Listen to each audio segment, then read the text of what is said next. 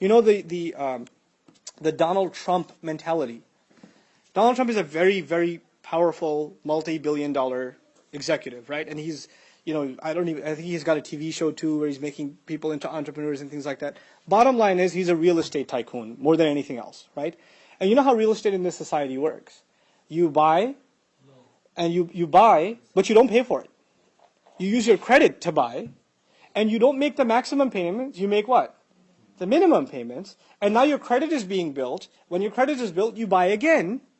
You rent it out or whatever, and you keep building your empire. Now, if the Donald Trump-like billionaire was to pay off every one of his properties today, would he still be a billionaire? No. What's his idea? His idea is, how long am I going to live? Another 50 years, 60 years, 100 years? How long am I going to live? I'm going to live a billionaire, and after that, if my payments aren't being made, who cares? I already partied my way out. So this entire deficit will be passed down to the next generation. I couldn't care less.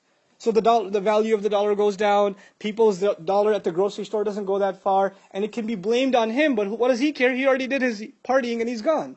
In other words, don't think about anyone but who? Yourself. جَمَعَ مَالًا وَعَدَّدَ. This is at the heart of capitalist thinking, at the core of it. Now compare this to the mind of the Muslim. Just one more smaller example, because this is dealing with economics, right? A home. Home ownership in this country is a big deal. And of course it bubbled and collapsed and all of that. But just put it in very simple economic terms, even like an elementary school child can understand. 100 years ago, somebody buys a house. Somewhere in New York City, somebody buys a house. Let's say they pay $50,000 for it. But they don't buy it cash, and they don't buy it interest-free, they buy it on a mortgage. So they end up paying over 30 years, not $50,000, what did they end up paying? $150,000. Okay, now it's time for them to sell it.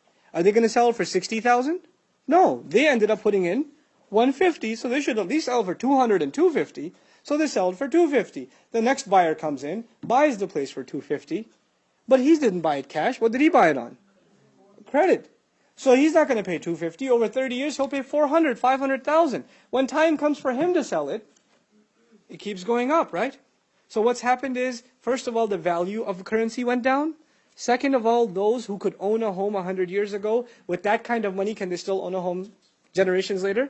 No. So you made the opportunity for the next generation more and more and more impossible.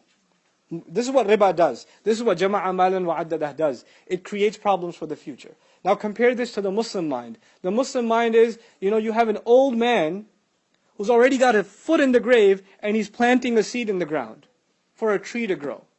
And you ask him, you're not going to live long enough for this tree to grow. And he says, well, it will give somebody shade one day, sadaqah jariyah for me. This is the mind of the Muslim, right? That's what it's supposed to be. We think about how the future will be benefited. Not, live, eat, sleep, drink, and die. That's it. This is the reversal of thought. And that's really, when we read this stuff, we shouldn't just think about what's happening, a millennium and a half ago. These are realities of our time.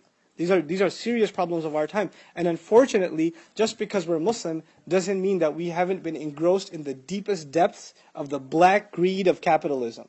We ourselves have become really nasty capitalists ourselves.